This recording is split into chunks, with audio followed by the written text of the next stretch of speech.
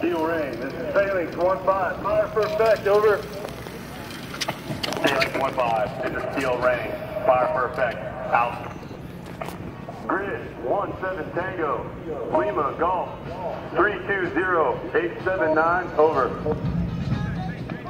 Grid 17 Tango, Lima Golf 320879, out. Personnel with heavy machine guns in the open, over. Here he come. In the open, out. See a little dot, here he come. Message to observer, Kilo, 3 rounds. Here he come. Target number, Alpha Bravo, 1001, over. Message to observer, Kilo, 3 rounds. Target number, Alpha Bravo, 1001, out.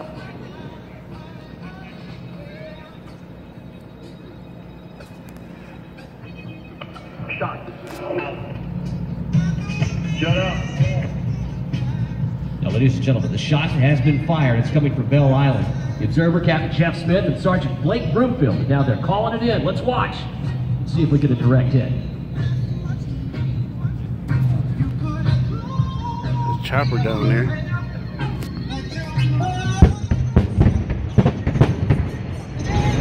Ooh.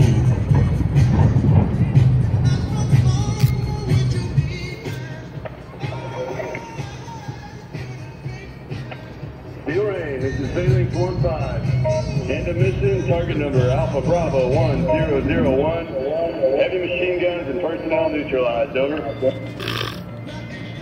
Phalanx 1-5, Steel rain. End of mission, target number Alpha Bravo 1001. Heavy machine guns and personnel neutralized, out. Damn it, I just Now it missed the appears 18. the firing mission produced a direct hit, neutralizing the enemy forces. The fire support team will continue reporting on the enemy, while the amphibious and heli-borne forces move into position. The CH-53 Super Stallion that you're about to see Oh, here it comes. is a heavy-lift helicopter, the largest, in fact, from all of the military. The aircraft can carry a 26,000-pound light armored vehicle, 16 tons of cargo, or enough combat-loaded Marines to lead an assault or a humanitarian operation. But perhaps what's most amazing about the largest military helicopter in the U.S. is what it achieves despite its size. Though powerful enough to lift every aircraft in the Marine inventory except the KC-130, the CH-53E Super Stallion is compact enough to deploy on amphibious assault ships, and has the armament, speed, and agility qualified as much more. Pilots flying today.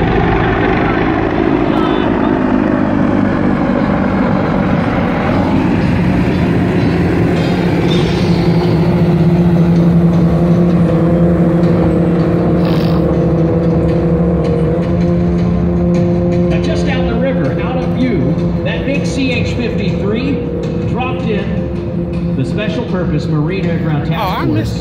Guys in the rubber boats, the cricks as we like to call them. Direct your attention downriver there to the left and look for the reconnaissance Marines in combat rubber raiding craft, or cricks as we like to call them. They're moving into position right now. Their goal is to get there to that barge and conduct a bottom-up visit, board, search, and seizure, or BBSS for short. Now, once the cricks and reconnaissance Marines have conducted the bottom-up, or BBSS, Colonel Nels will direct the heli-borne force to assess the area and to offload reconnaissance Marines via a fast-rope mobile barge and conduct a top-down BBSS. This is just like the scene in the movies, folks, happening over you, right here, front center, at the Marine Wing Control.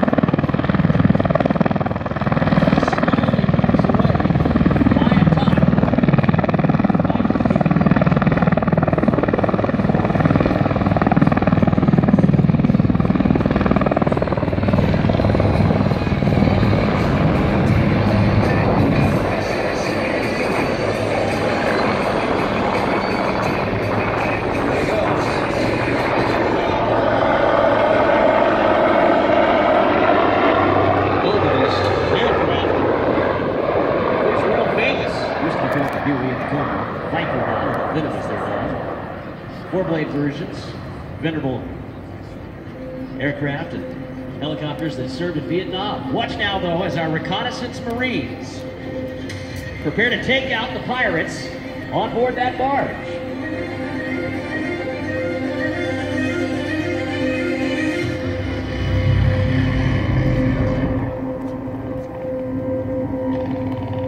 You can just imagine what's going through their minds as they try to tackle Lucky Charms, that evil little pirate princess out there on the barge. Not to worry, though, we have plenty of firepower here and we can handle it. The Huey, as we used to call it, is a twin-engine, medium-sized helicopter that you saw fly there.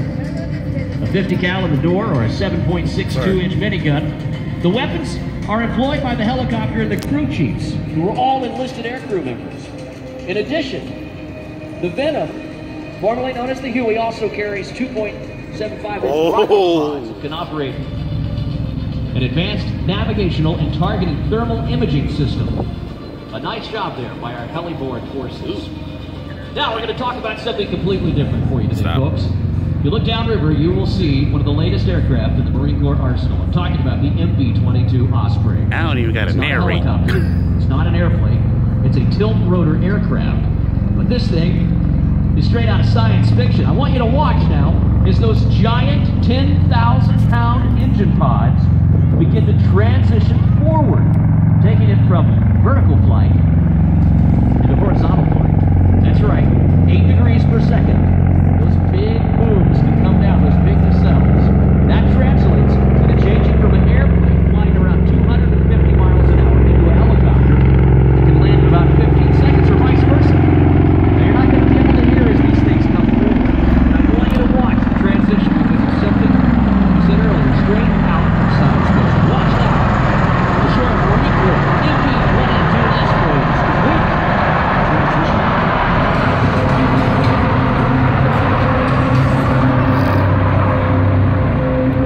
Yeah, take that, Canada.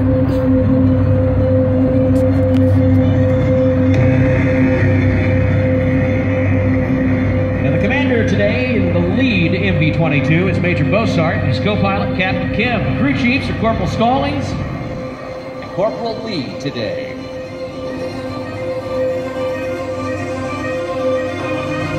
That Osprey, capable of deploying an assault force using a fast rope insertion, which is used when the helicopter can't land or the environment is too dangerous. They can also actually land in almost zero visibility. A truly incredible piece of machinery. Well, ladies and gentlemen, it appears as if the reconnaissance Marines on the barge have eliminated the enemy forces, and we think they have the game ball in hand. It is imperative now that the Marines immediately egress and deliver that game ball to the head Lions official, ensuring the integrity of the opening game. 5 of the Marines will soon be conducting the Special Patrol Insert or Extraction, commonly known as a spy rig. Now, this is the stuff that you see in the movies.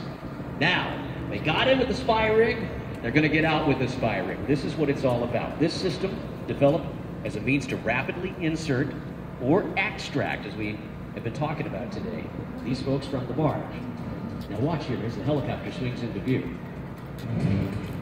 Those Marines that are down there on that barge with the game ball in hand will soon be hooking up their D-rings into the spy rope. Now the second safety line will be attached to a second D-ring, so they are doing this safely, but folks, don't try this at home. The helicopter will soon lift vertically once they're all attached, and we'll know what's going to happen when they start walking forward to take the slack out of that spy rope. Now the rope and personnel are treated as an external load, and the airspeeds, altitudes, and even the oscillations all have to be monitored by not only the pilot, but by the crew chief that's hanging down there in the door watching over his fellow Marines. Now if you can do math, you know that there's an additional 8 Marines that are going to be left down there on that barge.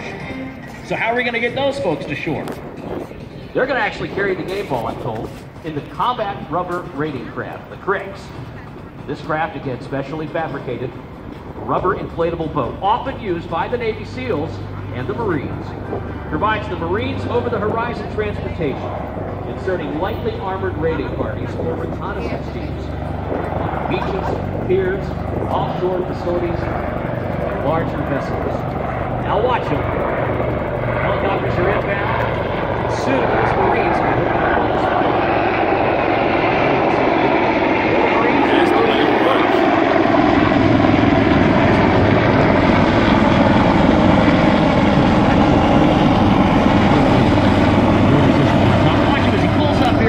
Into the vertical, he's just going to do a little pivot turn, a little pedal turn for the aviators on the front. Watch him. Always in constant view of his Marines. The imaging systems, the ISR systems on that helicopter are second to none. Now we'll watch as the rope is lowered. And keep a lookout for the Marines on the barge as they start to maneuver into position. And get cleaned up.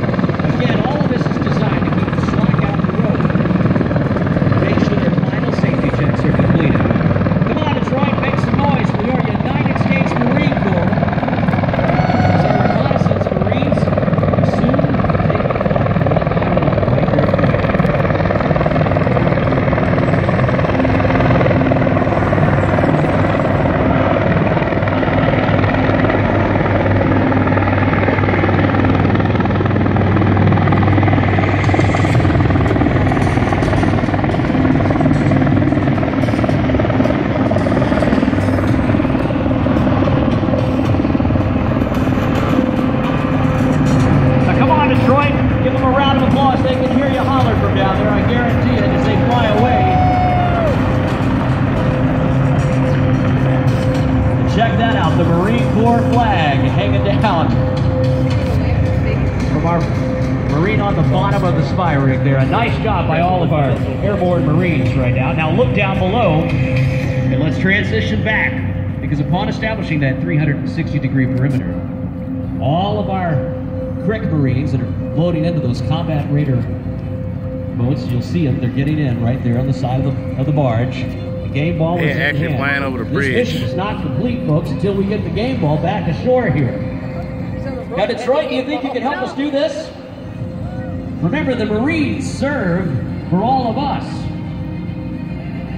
Many of us talk about supporting the troops, but today a few of you are actually going to get the chance to do just that. Because these Marines are going to attempt to get the game ball back to the Detroit Lions officials, and they're going to need your help. When these boats pull up along the side of the river here, if they ask for it, please lend a hand to them and help them get ashore.